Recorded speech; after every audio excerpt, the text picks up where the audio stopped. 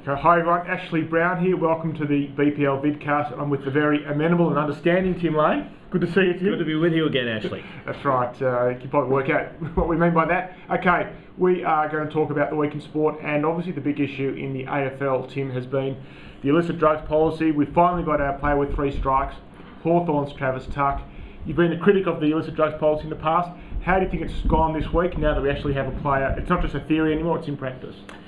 Well, I should position myself, first of all, for those who aren't aware of where my criticism comes from. It's not the one that is most common, and that is that the policy isn't tough enough. I've believed from the outset that there shouldn't be an illicit drug policy, that if the AFL had left drug testing to WADA and not ventured into social welfare, and that might sound harsh, but it is a sports administration after all, that the problems that have besieged it really from day one with this issue wouldn't be there for it.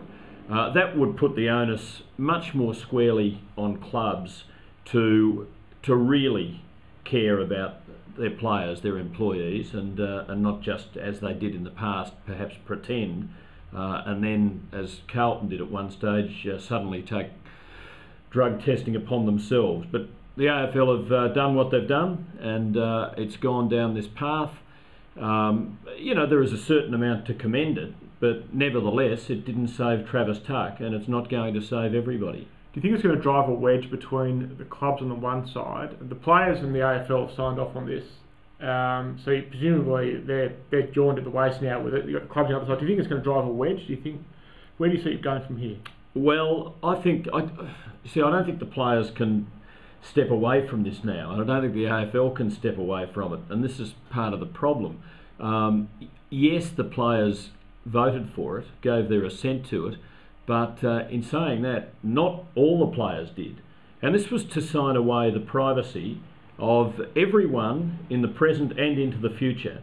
As I say, the business of vetoing it now would be hellishly difficult for the Players Association. And the decision was made simply by the very small coterie that is the executive. Senior players, more responsible, more conservative lifestyle type players. The rest, who might have felt quite strongly about it, and some did. I'm told it produced the most vigorous debate the Players Association had ever known when this occurred 4 or 5 years ago. They ultimately had their say and their rights walked all over. That is just the way of it. And there may be players as time goes on who feel a greater level of concern.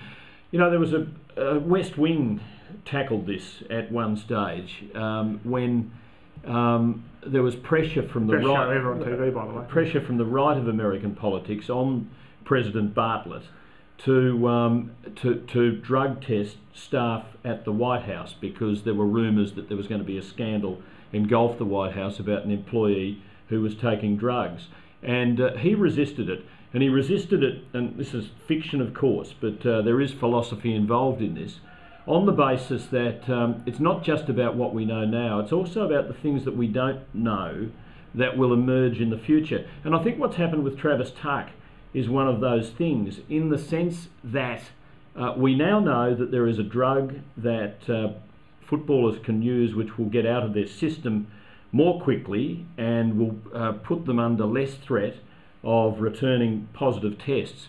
We also know that this drug is one on which it's very easy to overdose, that the line between the right amount to feel good and the amount that's going to take you over the top is very fine. Now, this is a dangerous thing, and if it emerged that the testing of footballers for illicit drugs actually forced the more socially adventurous among them to use drugs that ultimately could be more dangerous for them, I raise the question, is that a good thing?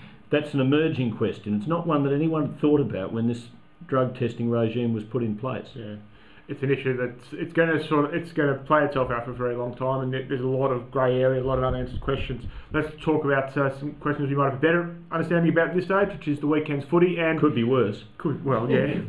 Let's talk about Melbourne. Apparently is going to be deluged by floods not seen since the times of Noah. Does that bring St Kilda against Geelong and the Bulldogs against Collingwood back into it a bit, because they're quite. I think the Bulldogs are rank outsiders and St Kilda not far behind. Well, I've got to say that we have now found the perfect solution to drought, and that is stage a football match between Geelong and St Kilda, because it looks as though every time they play, the heavens open. It happened in the grand final, it happened in the middle of the year, and we're told is going to happen for tonight, although the weather as we speak is not too bad. So we've got to wait and see on that. It's a fascinating matchup, because the winner gets the armchair ride, gets what looks like a pretty easy preliminary final. It gets either a weakened Bulldogs, Sydney or Carlton. Yeah. The loser might get a rampant Hawthorn, and who knows? You know, they could bow out in straight sets. So the stakes are about as high as they get for a qualifying final, I reckon, tonight. I said about 3 or 4 weeks ago that the days of domination were over as far as the Cats are concerned, and well, the proof of the pudding will be in the eating, and we're about to sample it tonight. I'm just leaning St Kilda's way. I've had a real sort of respect for the kind of carryover from last year. They had such a wonderful season, and in the end fell so agonisingly short. And I reckon that's probably cut as deeply into them as Geelong's loss to Hawthorn the previous year. And I think we might see the real St Kilda stand up tonight. But the real Geelong usually does stand up in big games, so it is going to be a massive encounter. Truly fascinating. I think still can't see the Dogs getting over Collingwood tomorrow night. No, I can't either. I just don't think at the moment they're in the ballpark. And Collingwood certainly are. And I think Collingwood's finals campaign should get away to a flying start. All right, let's talk quickly, move away from the AFL, Tim. And Lauren Jackson has just been named for the 3rd time the most valuable player in the WNBA, which is the world's leading women's basketball league. So the question to you is she Australia's #1 athlete as we speak? Well, I reckon she is. I can't think of anything off the top of my head that quite compares with that achievement. You know, we've had some great international sports people reach the top in the genuinely global sports over 10, 20 more years. It's happened from time to time. There aren't too many at the moment. Mark Webber comes to mind. You look at the global sports, Sam Stosur's knocking on the door, Leighton Hewitt's in decline, clearly. Track and field, Steve Hooker just struggling a little bit at the moment. If Jana Rawlinson was fit and going well, you know, she might be just about there, but 3 years running, I mean, this is phenomenal stuff, and I reckon singles her out.